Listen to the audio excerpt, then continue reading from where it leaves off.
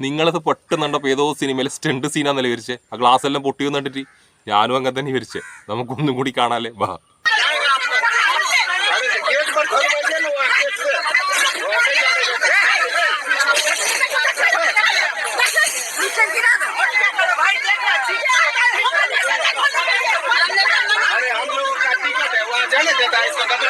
ഈ സംഭവം നടക്കുന്നത് അങ്ങ് ദൂരെ ഡൽഹിയിലാട്ടാ.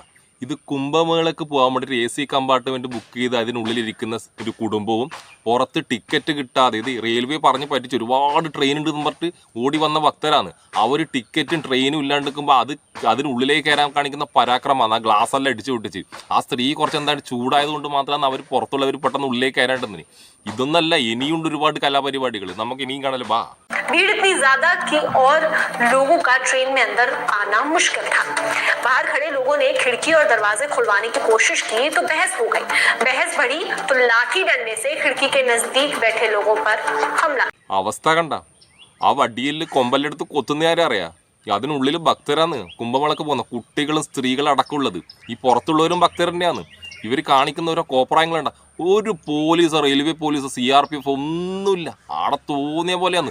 ഈ ടിക്കറ്റ് കിട്ടാ സീറ്റും കിട്ടാത്തവർ ആകെ വെപ്രാളത്തിലാവുള്ളേ. എന്നാൽ അവരെ പറഞ്ഞ് മനസ്സിലാക്കാൻ ഒന്നും റെയിൽവേ ഇല്ല. എങ്ങനെയെങ്കിലും ഹിന്ദുക്കളെ പറ്റിക്കുക, പൈസ ഉണ്ടാക്കുക, അത്രമാത്രം റെയിൽവേന്റെ പദ്ധതി ഇനിയുണ്ട്. വാ, കാണാലേ.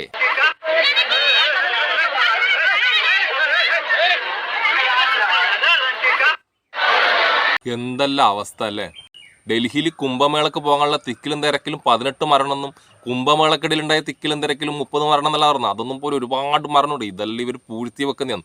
പക്ഷെ നമ്മളെ കേരളത്തിലെ ഹിന്ദുക്കളെ മൊത്തം അട്ടിപ്പേർ അവകാശം ഏറ്റെടുത്തെന്ന് പറഞ്ഞ് നടക്കുന്ന ജനൻ TV ഉണ്ട്. ജനൻ TV, പിന്നെ ഓൺലൈൻ കുറച്ച് സംഘി ചാനലുണ്ട്. സംഘികളെ പറ്റിച്ച് ജീവിക്കുന്ന സംഘി ചാനൽ. അവരൊന്നും ഈ വാർത്ത കൊടുക്കില്ല. അവരുടെ ശ്രദ്ധ എന്നറിയാം, ഇത് ഈ പ്രശ്നം നടക്കുന്നതിൻ്റെ ഇടയ്ക്ക് ഏതെങ്കിലും ഒരു തലയിൽ തൊപ്പിയിട്ട താടി നീട്ടി വളർത്തിയ ഏതെങ്കിലും ഒരു മുസ്ലിം ഉണ്ടോ? ഉണ്ടെങ്കിൽ ഈ പ്രശ്നം തെച്ച് ഓൻ്റെ തലയിൽ കെട്ടി വെക്കാനുള്ള ശ്രമത്തിലായി വരും. സംഖ്യകളെ, നമുക്ക് നിങ്ങൾ ഈ ഉത്തരേന്ത്യ പോലെ ഇത്രയും വികസിച്ച ഉത്തരേന്ത്യ പോലെ ആകണ്ട.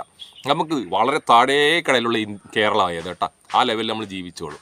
എന്നാലും റെയിൽവേ മനുഷ്യത്വം കാണിക്കും, മനുഷ്യത്വം.